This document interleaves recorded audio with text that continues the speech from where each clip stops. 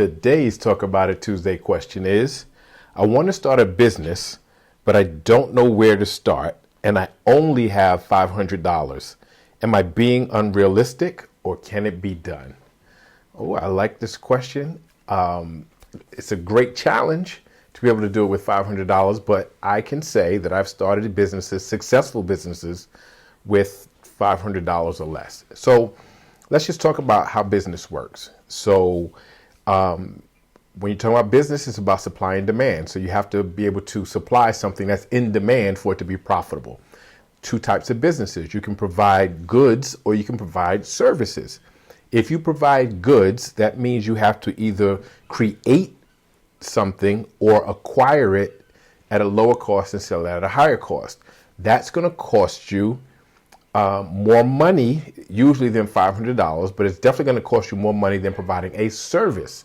So let's look at a service. So if you provide a service, you can either provide it at a location, like you're talking about a beauty salon or a gym or, something of that nature, then that would require more money because you need an actual location. But there are many services that can be provided remotely. So we're going to look at that, but let's just back up. We only have $500 and we know we need to start a legal entity, a business entity that protects us no matter what. So we're going to either do an LLC or a corporation. So the filing fee in most states does not exceed $200. So let's say $200, and that's the high end for most states. So it costs us $200 to start a legal entity. It costs you nothing to get an EIN, an employee identification number. That's like your social security number. You go at irs.gov, that's free. Take you about 5 minutes. It costs you nothing to open a business bank account. Those things are free. So we have our entity established, but now we have to figure out what is in demand, and if we're providing a service and we don't have a particular skill that matches what's in demand, how do we do that?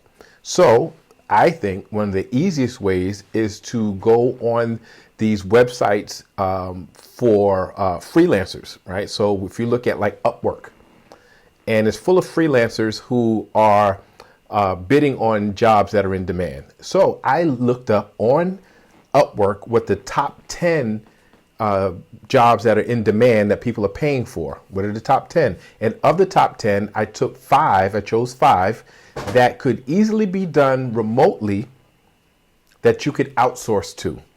That's important. You do not have to have the skill that's in demand, but you must be able to easily outsource the skill and put money, a premium on top of what it would cost you to pay the freelancer. So I'm going to read off. So programmers, computer programmers was number one. Writers and editors, right, was number two. Web designers, digital marketing consultants, web developers. Those are the top 5 in the top 10 that were easily outsourced, and you can add a premium on top. So if we just choose, just to make it easy, web designer. Again, you do not have to be a web designer. And if you look at now let me just tell you about Upwork. These are service providers from around the globe, around the world. All of their portfolios are on the site, things that they've done already, jobs that they have done, how much money they've made doing the jobs, feedback from people who they've worked with is all there. So you can choose from the best people in the world at a price point that makes sense for you. So now you're like, okay, I have a whole host of people that I can outsource work to. How do I find work? Okay, so now you have $300 to figure out your marketing. You have to set up all of your social media accounts. That is free. You can start an email campaign with like MailChimp. That is free. You can use the $300 to boost some of your ads on social media for a period of time until you start getting revenue in. So once you get that, again, you get the first customer and you choose, and you can show them portfolios and say, hey, these are some of my service providers. They don't have to know that you're outsourcing to them, right? These are people that you can work with. Show them different portfolios, find out what they want, outsource it, you put a premium on top of that, you are in business. And you can do that for $500 or less. And again, it doesn't have to be the web developer. It could be writing and editing. It can be the same thing. You want to be a ghostwriter for somebody? Yeah, you outsource as a ghostwriter. You want to write copy, add copy? Same thing, you outsource. You want to set up people's social media accounts? You outsource. You can outsource pretty much any service where you can find a freelancer to do the actual work. Being an entrepreneur is different from being, or business owner, right? Is different from being a sole proprietor. You do not have to do the work. You have to create the business. You have to manage the business, and you outsource the work. It's the same as if you had employees, right? But better. It's the same as if you had employees, but better, right? So can you do it? Absolutely. Should you do it?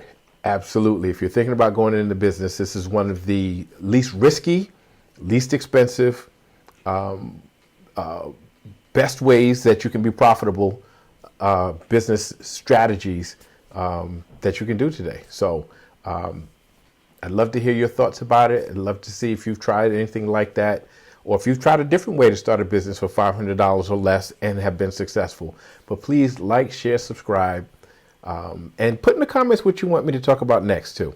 But I'll see you next Tuesday.